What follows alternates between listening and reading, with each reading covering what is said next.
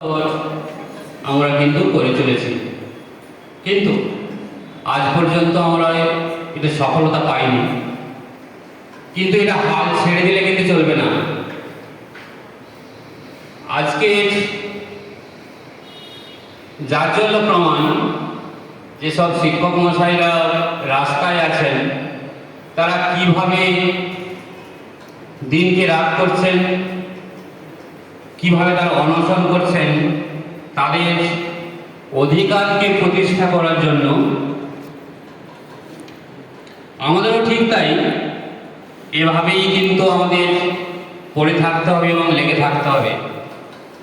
আমরা জানি পৃথিবীতে কোনো আন্দোলন কিন্তু বিফলে যায়নি, একদিন না একদিন কিন্তু আমরা সফলতা কিন্তু পাব। এর আগে আমরা বিভিন্ন আন্দোলন করেছি। আমি এই সংগঠনের সঙ্গে প্রথম থেকে যুক্ত এবং সমস্ত বিষয়গুলি আমার নজরে রয়েছে।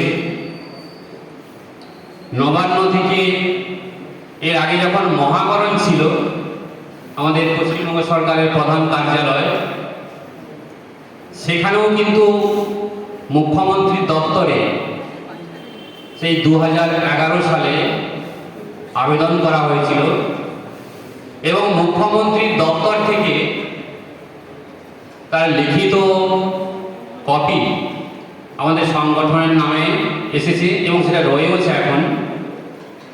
তার পরবর্তীতে শিক্ষা দপ্তর, বর্তমান শিক্ষামন্ত্রী ব্রাত্য বসু, পশ্চিমবঙ্গের বিভিন্ন বিধায়ক, সাংসদ এবং বিভিন্ন জনের কাছে আমাদের দাবি দাওয়া তুলে ধরা হয়েছে এবং সমস্ত কর্মসূচিতে আমি নিজে কিন্তু উপস্থিত ছিলাম। আমি নিজে ব্রাত্য বসুর সঙ্গে, মাননীয় শিক্ষামন্ত্রী ব্রাত্য বসু, আমি 3 বার মিটিং করেছি। আমি, আমাদের রাজ্য সভাপতি লক্ষ্মীকান্ত বাবু এবং সৌমেন বাবু, উনিও কিন্তু আমাদের দাবির পক্ষে সহমত। তিনিও আমাদেরকে বলেছিলেন যে তোমরা লেগে থাকো বিষয়টা নিয়ে, মাঝে মাঝে খোঁজ রাখবে। তা আমরাও কিন্তু সেই পথ কিন্তু ছাড়িনি, আমরা কিন্তু যথারীতি খোঁজ খবর রাখি। হয়তো এই মুহূর্তে রাস্তায় নেমে কোনো আন্দোলন আমরা করতে পারিনি, তার জন্য দুঃখিত বিভিন্ন কারণে। কিন্তু আমাদের এই পথ ছেড়ে দিলে কিন্তু হবে না, আমাদের কিন্তু লেগে থাকতে হবে।